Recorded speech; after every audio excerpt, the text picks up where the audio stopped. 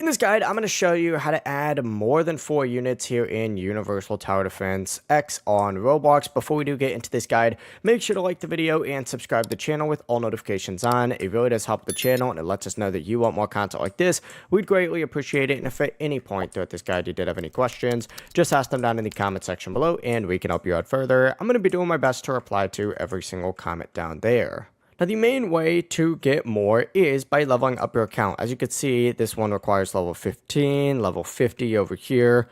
And to do this, you need to go ahead and open up the play menu by hitting expand and going to play, and essentially just playing more matches. You could play story, challenges, or really any available mode.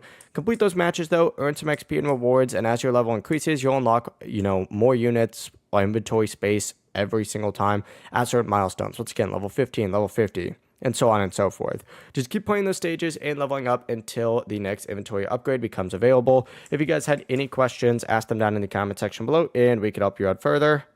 I'm going to be doing my best to reply to every single comment down there. And if at any point throughout this guide you did have any questions, ask them down in the comment section below and we can help you out further. I'm going to be doing my best to reply to every single comment down there. Have a great rest of your day though. Peace.